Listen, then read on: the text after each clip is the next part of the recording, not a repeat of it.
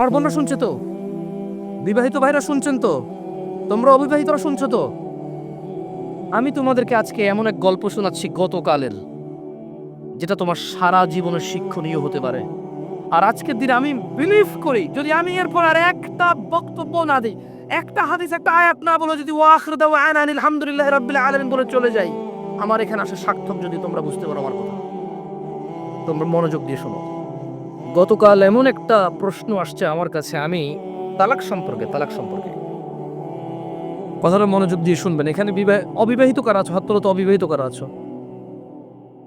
ঠিক আছে। আরে হাসার কি, যে এই বাঙালি যেটাই কই এটা হাসে, কি দুনিয়াটা কৌতুক বাড়াবে।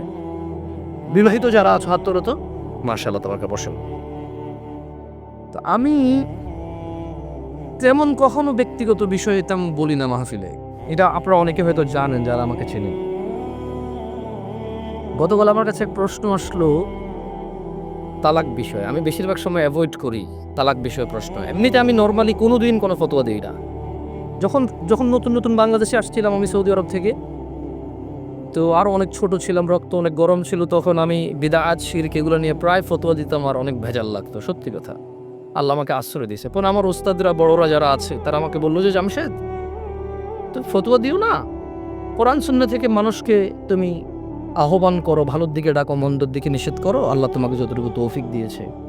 ফতোয়া অনেক বিস্তর বিষয়, অনেক সিচুয়েশনের উপরে ফতোয়া চেঞ্জ হয়। দেখা যায় একই বিষয়, মানে সাবজেক্ট এক, পরিস্থিতিতে দুই রকম অ্যান্সার হয়। সো তোমার এখনও সেই প্রজ্ঞা যদি না হয় তবে দিও না, আর প্রজ্ঞা হলে দিও। তা আমি ওনাদের কথা চিন্তা করেছি যে আমার সেই প্রজ্ঞা হয়নি যে আমি দিব। কারণ এখানে হানাফিরা বলে যে একসাথে 3 তালাক দিলে হয়ে যায়, আর শাফি হাম্বলিরা বলে যে যতবারই তালাক দেয় একবার। এখন যারা হানাফি নিজেদেরকে বলে, ওনারাও কিছু দলাইল পেশ করে, আর যারা শাফি মালাকি আছে বা আহলে হাদিস সালাফি আছে, তারাও সূরা বাকারার মধ্যে যেমন তালাকু মাররাতান, তালাক 2 বার, মানে 2 দফায়, এভাবে দিয়ে বলে। তো আমি চিন্তা করছি এটা বড়দের বিষয়। কার বিষয়? এটা আমার ম্যাটার না, আমার এত জিম্মেদারি নেওয়ার এখনো কতটুকু যোগ্যতা হয়নি। তো বেশিরভাগ তালাকের যখন প্রশ্ন আসে, আমি বড় বড় আলেম যাদেরকে চিনি, যেমন আমি সৌদি আরবে ছিলাম, তাহলে বেশিরভাগ যাদেরকে আমি চিনি তারা মদিনা ইউনিভার্সিটির স্কলার। কেউ হাফারুল বাতান ইসলামিক সেন্টারের লেকচারার, কেউ রিয়াদ ইসলামিক সেন্টারের লেকচারার, কেউ আল আহসা ইসলামিক সেন্টারের লেকচারার সৌদি আরবে, যাদের সাথে আমার পরিচয় আছে খুব ছোটবেলা থেকে। আমি যাদেরকে চিনি, যারা আমাকে খুবই আদর করে। তো আমি যেটা করি, যখনই তালাকের মাসলা মাসাইল আসে, নর্মালি কোনো প্রশ্ন আসলে আমি জবাব দিই না, কিচ্ছু রিপ্লাই করি না, কারণ আমি জানি আমি ফতোয়া দিব না, আমি ইগনোর করার চেষ্টা করি। খুব সহজ থেকে সহজ প্রশ্ন আসলো দিতে চাই না, কাউকে না কাউকে ট্রান্সফার করে দিই। তো ওই একটা বোন মেসেজ লিখলো, আমি ওয়ালাইকুম আসসালাম দিয়ে লিখেছি আপনি যে কোনো প্রশ্ন লিখে করেন। তখন সে লিখে প্রশ্ন করলো যে তালাকের বিষয়। আমি বললাম যে আমি তালাকের বিষয়ে ফতোয়া দিতে জানি না, আমি একজন বড় আলেমের নাম্বার দিচ্ছি, আপনি ওনার সাথে কথা বলে আপনি জেনে নেন, হোয়াটসঅ্যাপে মেসেজ দিয়ে ওনাকে কল করি, সমস্যা নেই। এখন উনি আমাকে একটা ভয়েস মেসেজ পাঠালো যে ওনার হাজব্যান্ড ওনাকে তালাক দিয়েছে 3 বার।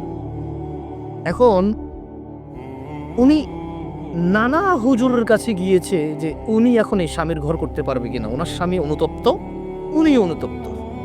আমার বোনরা শুনছে তো না? আমার বোনরা শুনছে তো? বিবাহিত ভাইরা শুনছেন তো? তোমরা অবিবাহিতরা শুনছো তো? আমি তোমাদেরকে আজকে এমন এক গল্প শোনাচ্ছি গতকালের, যেটা তোমার সারা জীবনের শিক্ষণীয় হতে পারে। আর আজকের দিনে আমি বিলিভ করি, যদি আমি এরপর আর একটা বক্তব্য না দিই, একটা হাদিস, একটা আয়াত না বলে যদি ওয়াখির দাওয়ানা আলহামদুলিল্লাহি রাব্বিল আলামিন বলে চলে যাই, আমার এখানে আসা সার্থক। যদি তোমরা বুঝতে পারো আমার কথা, তোমরা মনোযোগ দিয়ে শোনো। তো বললো যে আমি বেশ কিছু হুজুরের কাছে যতটুকু আমি আমাকে বলেছে যে আমি আহমদুল্লাহ হুজুরকে মেসেজ করেছি, উনি রিপ্লাই করেনি, আমি আজারি হুজুরকে মেসেজ করেছি, রিপ্লাই করেনি, আমি আব্দুর রাজ্জাক বিন ইউসুফ হুজুরকে মেসেজ করেছি, উনি রিপ্লাই করেনি, আমি কুয়াকাটা হুজুরকে মেসেজ করেছি, রিপ্লাই করেনি, আপনি জামশেদ মজুমদারের ফেসবুকে মেসেজ করেছি, রিপ্লাই করেননি, এর মধ্যে কেউ রিপ্লাই দেয়নি।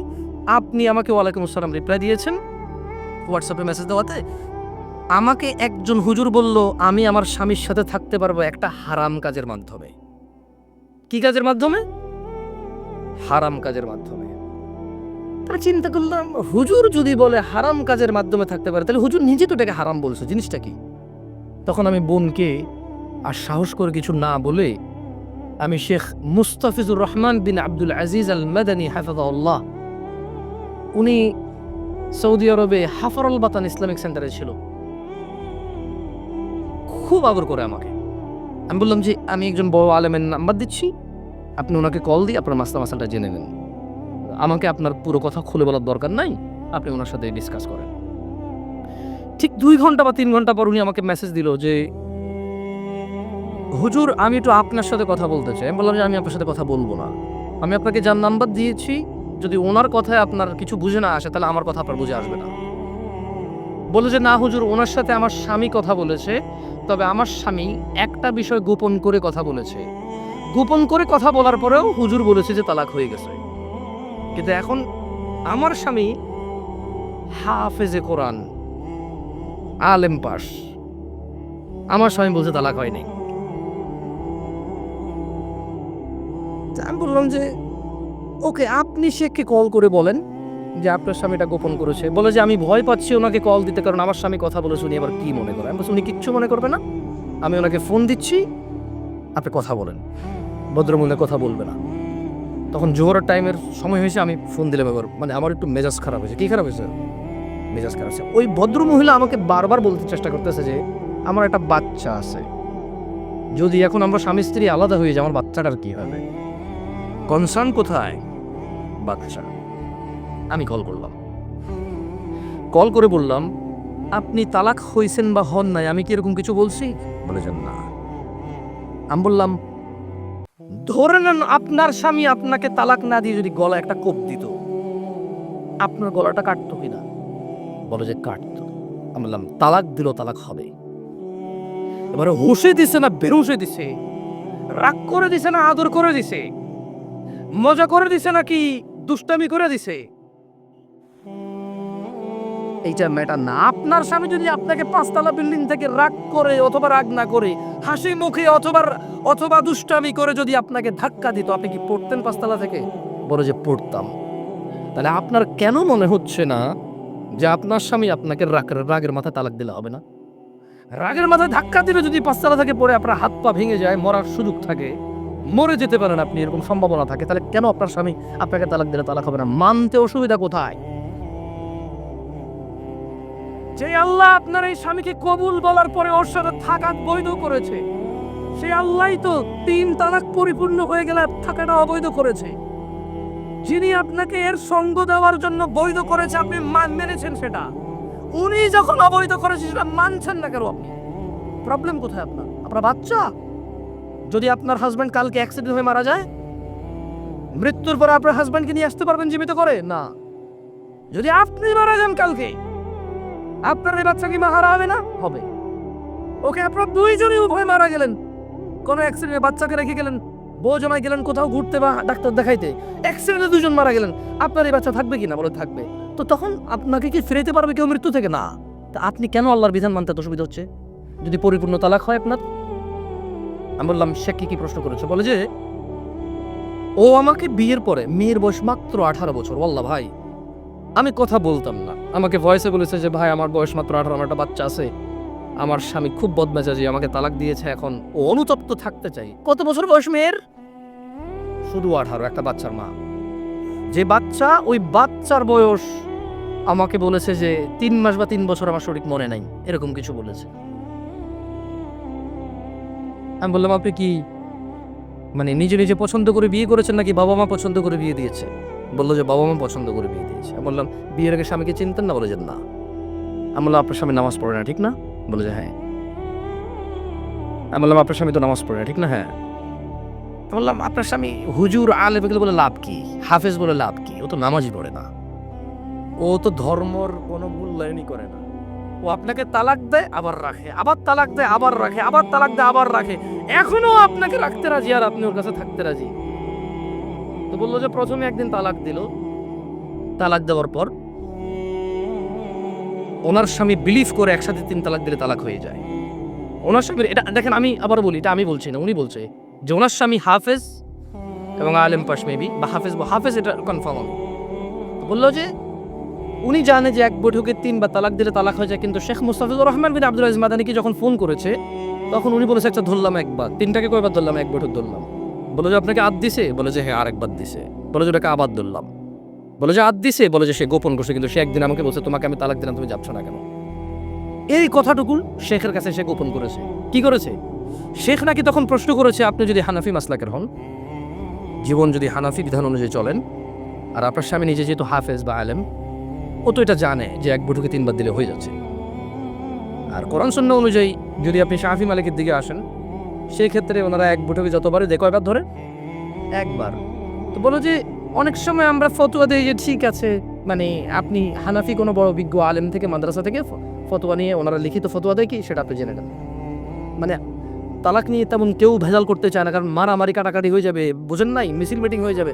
এক গ্রুপ বলবে তালাক হয়ে গেছে, আরেক বলবো হয় নাই, বলবে যে জানা করতেছে ও মুখুজুরের কথায়। ভাই এটা বিশাল বড় একটা প্রবলেম, বুঝছেন না, বুঝেন নাই। সত্যি আমার পক্ষে সলভ করা সম্ভব না। তখন আমি ওই বোনকে বললাম যদি আপনার তালাক হয়ে যায় চলে যান, ইদ্যত পালন করে কোথাও বিয়ে বসে যাইয়েন, আর পরবর্তী স্বামীর যত্ন নিয়েন। এটা করে দিয়েছে। তো আমি মহিলাকে বললাম যে আপনার তালাক হয়েছে বা হয় নাই ফতো দেওয়ার আমার যোগ্যতা নাই। আপনি যদি মনে করেন আপনার স্বামী গোপন করেছে শেখের সাথে, একবার তালাক দিছে যেটা গোপন করেছে, আপনি ওনার সাথেই কথা বলেন। তা আমি আমার বোনদেরকে বলবো, বোন ও আচ্ছা, আমি ওই ওই ওই মেয়েটাকে এতটুকু বললাম যে যেই ছেলে আপনাকে 3 বার তালাক দিল, 3 বার, আপনার কাছে কেন মনে হয় ও 4র্থবার দিবে না? আবার আপনার কাছে কেন মনে হলো যে ও 4র্থবার দিবে না? আর এই তো আপনি এই স্বামী ছাড়া থাকতে পারবেন না, আপনার একটা বাচ্চা আছে, কেন আপনি স্বামীর সাথে এমন ব্যবহার করলেন যে ও তালাক পর্যন্ত গিয়ে পৌঁছালো? ওর উপায় কি? ওই বেচারার উপায় কি? ধরলামও খারাপ, ওর চেয়ে নিকৃষ্ট পুরুষ আর এই পৃথিবীতে আমি ধরে নিলাম।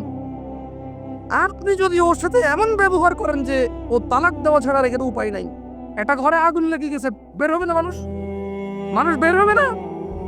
এই দরজা বন্ধ, সেই দরজা বন্ধ, সেই দরজা বন্ধ, জানালা দিয়ে হলো তো মানুষ বের হবে না।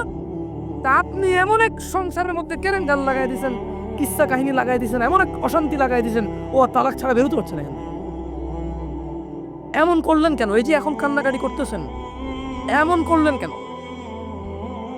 এই যে বলতেছেন আমি এখন ধৈর্য ধরবো, আমি আর মুখে মুখে বলবো না, আমি আর ওর অপছন্দ হয় ওর বাবা মায়ের সাথে খোটাখুটি করলে এখন আর করবো না, আমি আগে কেন ভাবেন নাই? আমি আমার বোনদেরকে বলবো, তোমার স্বামী আছে, ওকে গুরুত্ব দাও।